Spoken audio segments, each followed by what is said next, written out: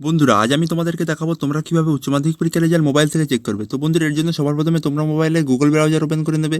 Google browser open করে নেওয়ার পর এখানে সার্চ শেষে WBRESULT রেজাল্ট এটি লিখে সার্চ করবে।